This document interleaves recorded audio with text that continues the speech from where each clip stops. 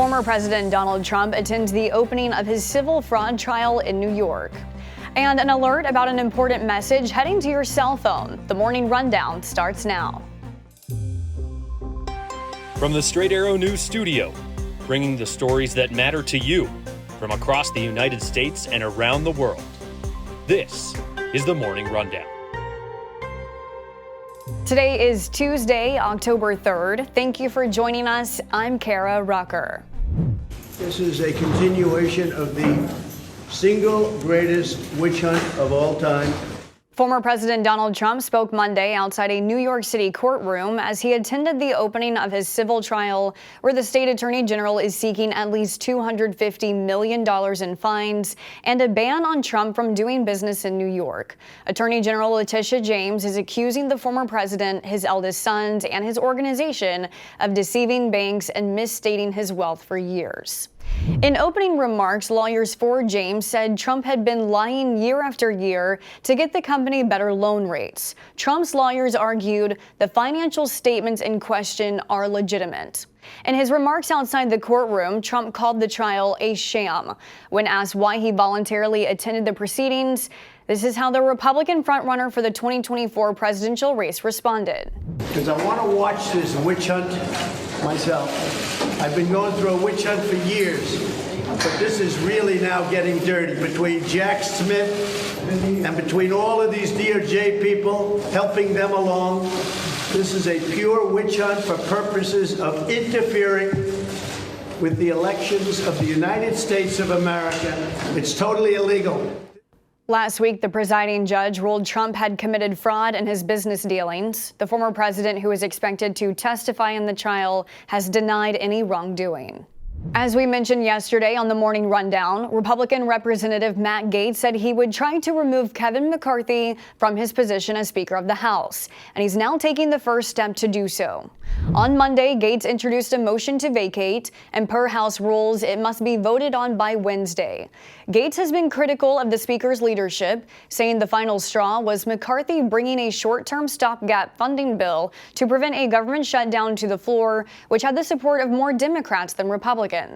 Needing a majority of votes, Gaetz said if his initial efforts fail, he would attempt to remove McCarthy again.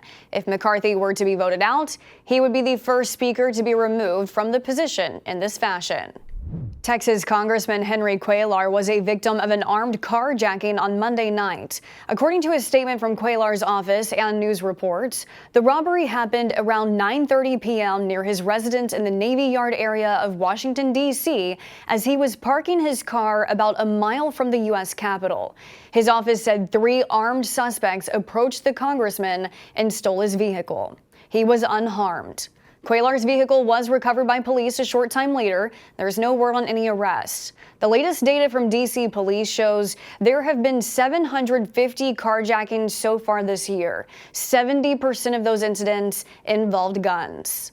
Jury selection is set to begin in New York City today in the criminal trial of FTX founder Sam Bankman-Fried, charged in what federal prosecutors call one of the biggest frauds in U.S. history. Prosecutors allege the 31-year-old crypto entrepreneur embezzled billions of dollars from thousands of FTX customers to fund his other enterprise, a crypto hedge fund, and defrauded the investors by covering up his scheme. Bankman-Fried has pleaded not guilty to all charges. With another trial scheduled to begin in March, he faces more than 100 years in federal prison if convicted on all counts. FTX, once valued at more than $30 billion, filed for bankruptcy last November. Bankman-Fried was arrested the following month at his apartment in the Bahamas. He is currently being held in a detention center in Brooklyn. Now we want to alert you about an upcoming alert so you won't be alarmed. Cell phones, televisions, and radios will be receiving an emergency alert tomorrow afternoon as part of a nationwide test conducted by FEMA and the Federal Communications Commission. Here's what you need to know. The test will occur Wednesday, October 4th at 2:20 p.m. Eastern. A text message sent to all cell phones that are on and within range of an active cell tower will read, "This is a test of the National Wireless Emergency Alert System." Phones will also receive a distinctive tone. Another test message lasting approximately 1 minute will be sent to all televisions and radios, saying in part, "This is a nationwide test of the emergency alert system. This is only a test. No action is required by the public." Officials say the test is to ensure the systems continue to be an effective means of warning the public about emergencies.